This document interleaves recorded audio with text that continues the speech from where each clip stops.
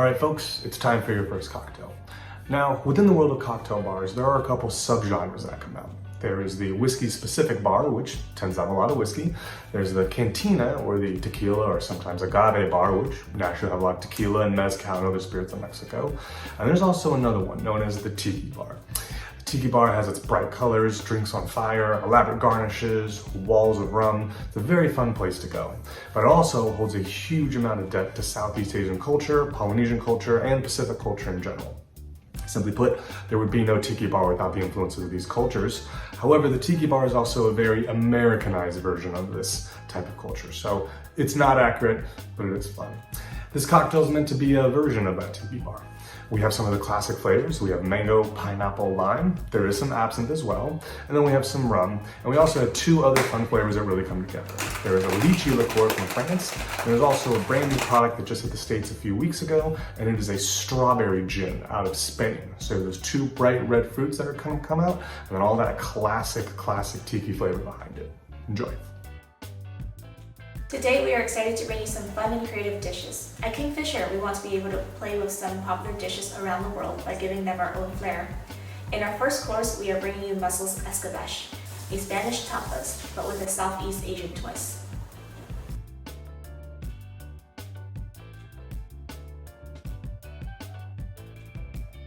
In Spanish, Escabèche refers to placing cooked seafood into a marinade, overnight, a pickling of sort.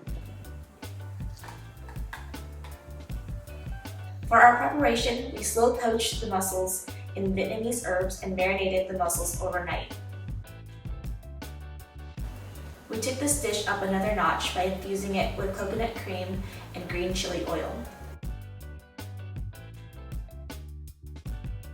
This dish is served cold and you should enjoy it with a well-crafted tiki cocktail.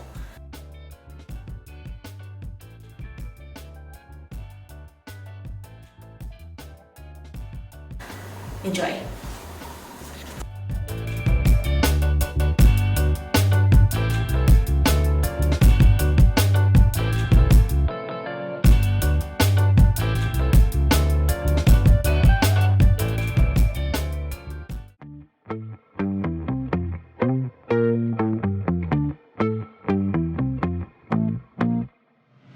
We hope you enjoy the first dish and pairing. Now it's time for our main dish of the night.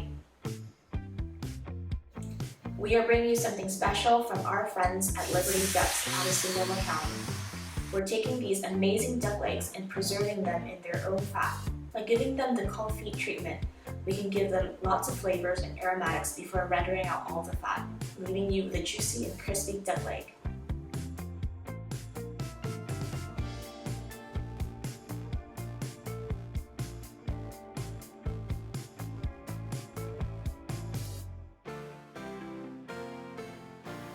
We dress the duck leg with a citrusy calamansi and yuzu sauce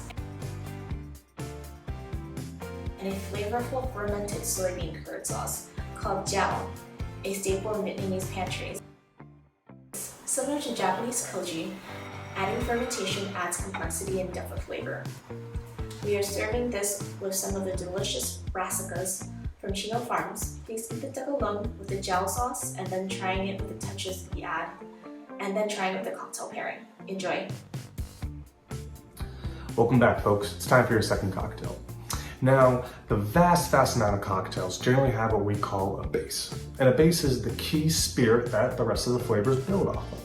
For example, in a margarita, the key spirit is tequila. In a Manhattan, the key spirit is going to be whiskey. This is very common. However, what happens when there is no base and there is no one spirit that really dominates amongst the rest, or there isn't a main spirit that we build the rest of the flavors off of? What we get is a cocktail like the one you're about to have. There's a few unique flavors in there, and what's really interesting about this cocktail is of the 5 flavors, 4 of them are the exact same amount of volume, and the 5th one is only a quarter ounce less than the rest. So it's pretty equal across the board.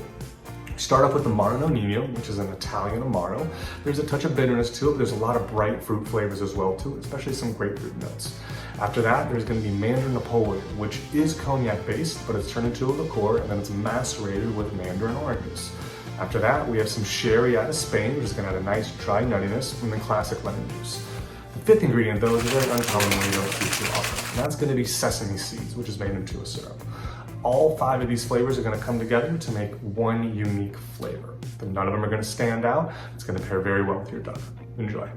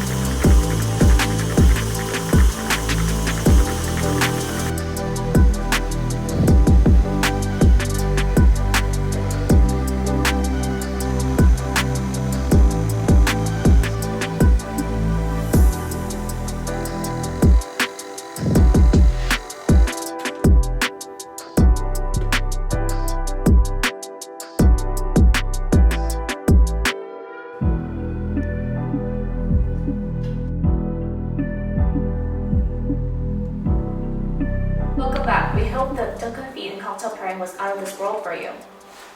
Now it is time for something sweet for dessert. Today we have a sesame donut ball called bánh cam. There are 2 variations of this donut ball. In the north of Vietnam, Northerners call it bánh cam, which translated to fried cake. The southern style is even more popular and can be seen all over Vietnam. The southern style are little donut balls filled with mung beans and a sugary caramel glaze rolled in toasted sesame. Our variation is made with a California twist by adding tangy passion fruit curd. Please enjoy.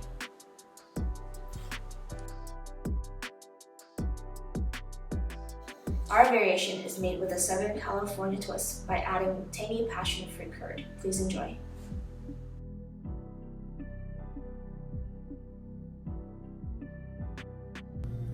And here we are, folks. It's time for your final cocktail. This cocktail is meant to be a direct nod to fall that we're currently in right now, and it's meant to pair exactly with the dessert you have. Now, here in America, bourbon is king. It is recognized as the official spirit of the United States, and it has a huge amount of sales. But before bourbon's popularity, there was another spirit about 150, 200 years ago that was equally as popular, and that is called Applejack. Applejack, simply put, is alcohol made from apples. It's a little bit longer of a process to make than bourbon, so bourbon was able to overtake it in popularity. However, it doesn't take away from its delicious flavor. Using Applejack and bourbon in this cocktail, we then add some maple syrup, as it is fall, and some fresh lime juice. And finally, raspberries, which are going to pair with that passion fruit inside your dessert, and also a little bit of ginger syrup, so you get that classic ginger spice behind it. You're going to feel it, you're going to enjoy it. Thank you so much for having us tonight.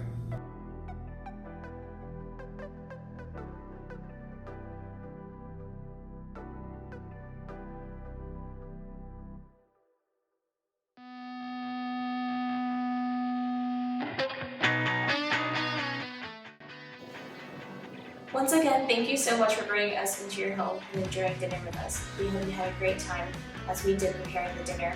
Please join us for our next pop-up dinner coming December. Have a wonderful night.